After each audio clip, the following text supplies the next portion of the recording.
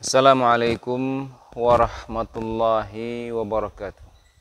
Innal hamdalillah nahmaduhu wa nasta'inuhu wa nastaghfiruh wa na'udzu billahi min shururi anfusina wa min sayyiati a'malina.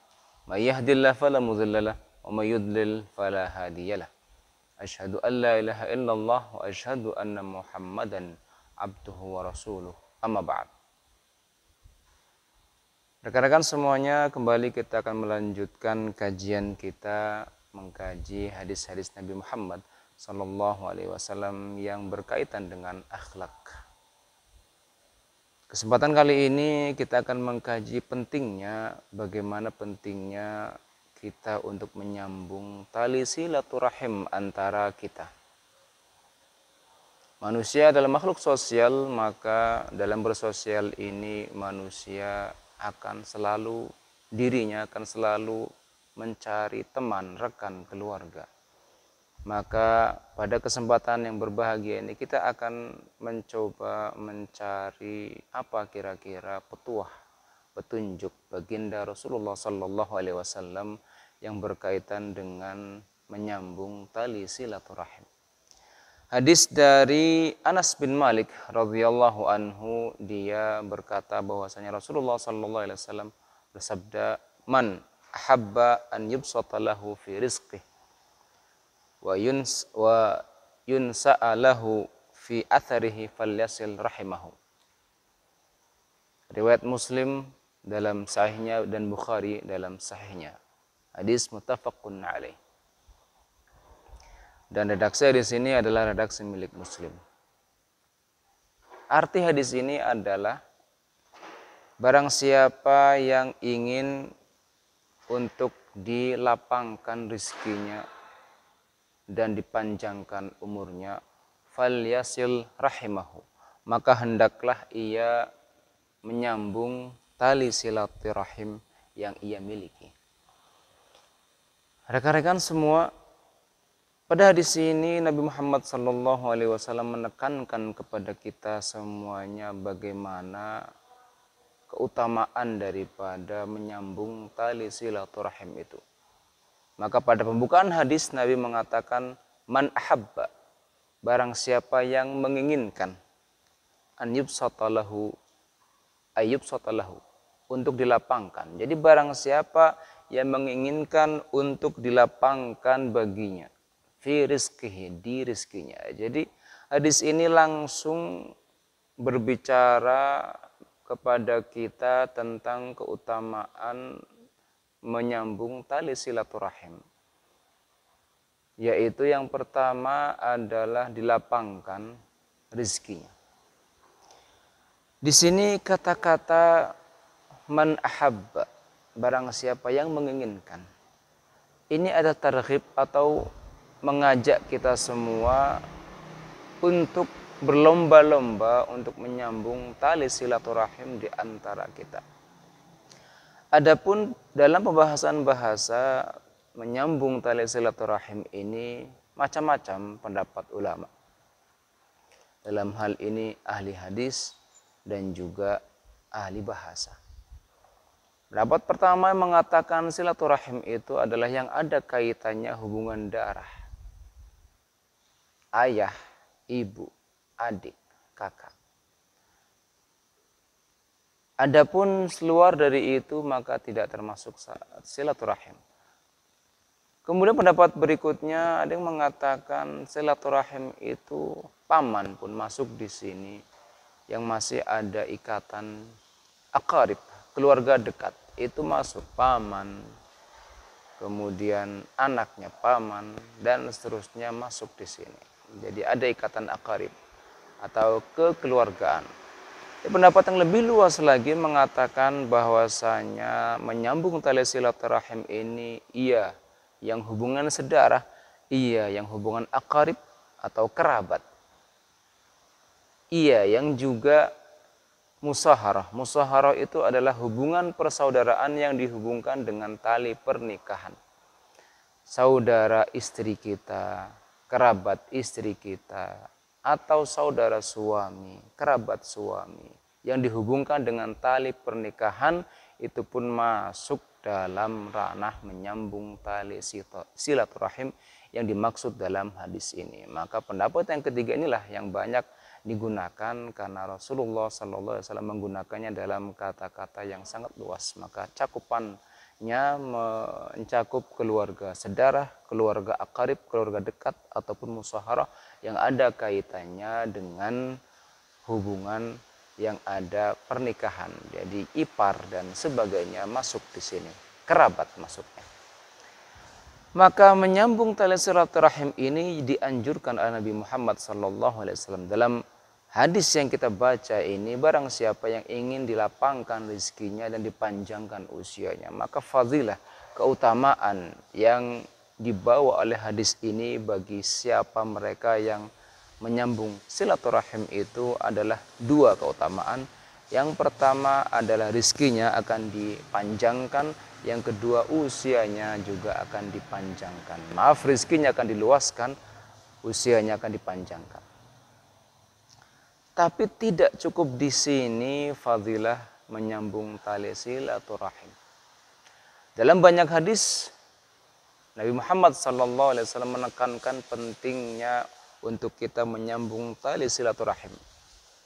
Di antaranya adalah siapa yang suka menyambung tali silaturahim adalah fadilahnya, keutamanya adalah dukhul jannah, masuk surga. Ada jaminan masuk surga bagi siapa mereka yang menyambung silaturahim.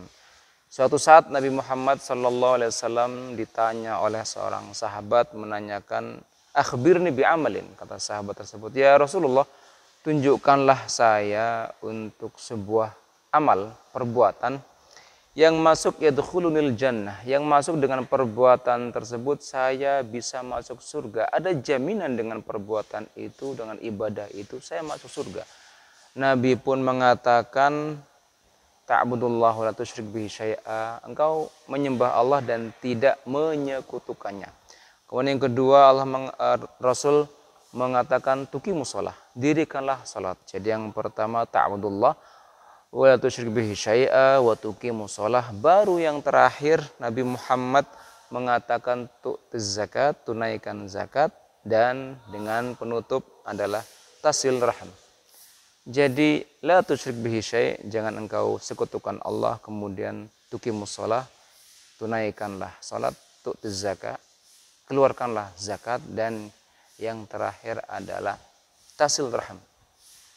Hubungkan tali persaudaraan kamu, biasakanlah untuk melakukan silaturahim kepada sanak, keluarga, dan kerabat terdekat. Maka pahala atau jaminan bagi siapa mereka yang suka untuk menyambung tali silaturahim itu sangat banyak sekali. Yang tadi adalah manfaat yang kita rasakan di dunia, baik itu rezeki dilapangkan, baik itu umur kita dipanjangkan. Kemudian yang selanjutnya adalah jaminan nanti di akhirat. Ya, jadi dari hadis Rasulullah, Rasul menegaskan kepada kita semuanya, syarat masuk surga mudah sekali, yaitu silaturahim. Tapi tidak hanya dengan silaturahim kita masuk surga, harus ada juga tidak syirik, harus juga menunaikan salat, harus juga menunaikan zakat, harus juga itu dilengkapi semuanya, baru kemudian kita masuk surga dengan melengkapi semua syarat-syaratnya. Tetapi Rasul tidak hanya mengatakan, tapi memang ini adalah jaminan masuk surga, dan fadilah silaturahim adalah di antaranya. Tapi tidak berhenti di situ. Fadilah silaturahim itu sendiri adalah ciri atau tanda-tanda keimanan seseorang. Suatu saat Rasulullah SAW mengatakan, man kana yu'minu billahi wal yaumil akhir fal yasil rahimahu. Rasulullah SAW mengatakan dalam banyak kesempatan dan redaksi yang berbeda-beda, barang siapa yang beriman kepada Allah dan Rasulnya, maka sambunglah tali silaturahim. Maka antara keimanan dan antara menjaga hubungan yang baik dengan kerabat itu memiliki hubungan yang sangat erat. Maka orang yang beriman cirinya, tandanya adalah mereka yang menjaga persahabatan, mereka yang menjaga hubungan kerabat, mereka yang menjaga perkataan mereka, mereka yang menjaga tindakan mereka agar tidak melukai kerabatnya, saudaranya, orang-orang yang terdekat. Ini adalah ciri daripada keimanan seseorang. Maka tidak mungkin orang mengaku dirinya beriman sedangkan perkataannya selalu melukai tetangganya, sedangkan apa yang dia perbuat selalu membuat rugi tetangganya, rugi saudaranya, rugi kerabatnya. Maka pada dasarnya adalah keimanan ini adalah tonggak utama untuk memperbaiki diri. Dengan kita beriman dan kita percaya yakin kepada Allah dan mengikuti tuntunan Rasulullah, maka kita pun akan memperbaiki hubungan dengan kerabat. Maka siapa yang mereka tidak menjaga hubungan baik dengan kerabat, maka Rasulullah SAW dalam hadis yang baru saja kita baca tentang kaitannya antara silaturahim dan keimanan adalah la yu'minu ahadukum. Tidak sempurna keimanan kalian jika kalian tidak mempertahankan hubungan baik dengan kerabat. Ahbabi fillah, rekan-rekan semuanya. Maka dengan hadis ini lengkap sudah. Banyak sekali fadilah, banyak sekali manfaat kita untuk memperjuangkan hubungan yang baik dengan keluarga kita yang masih memiliki hubungan darah. Maka sangat disayangkan jika kita tidak menjaga hubungan baik dengan ayah, dengan ibu, dengan saudara, dengan saudari, dengan paman, dengan sepupu, atau siapapun dia yang masih kerabat kita. Karena kalau kita tidak menjaga baik hal itu, maka rezeki kita akan berkurang. Itu jaminannya. Kenapa rezeki kita berkurang? Karena rezeki itu datang dari orang-orang di sekitar kita. Terkadang kita tidak bertanya sesuatu, pada waktu itu kita tidak mengutarakan sedang mencari pekerjaan atau peluang-peluang usaha atau peluang-peluang melanjutkan studi. Kita berkunjung kepada kerabat, tapi tidak dinyana, tidak disangka rupanya kerabat tadi yang kita kunjungi memberikan informasi peluang usaha, memberikan informasi peluang bisnis, memberikan informasi peluang untuk melanjutkan studi dengan beasiswa free.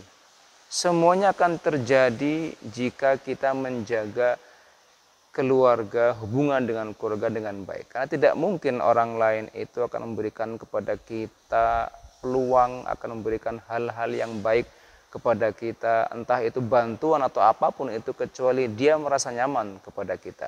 Maka betul sabda Rasulullah SAW, maka perbaikilah barang siapa yang ingin dilapangkan rizkinya, maka hubungan tali silaturahim itu harus dijaga dengan baik. Dengan menjaga hubungan silaturahim, rizki itu akan datang, dan rizki yang perlu kita pahami tidak selamanya dengan uang. Informasi dari kerabat juga rizki. Bantuan, pertolongan, sokongan, dan kekuatan moral yang diberikan kerabat juga sebuah rizki. Maka jagalah kekerabatan kita dengan baik.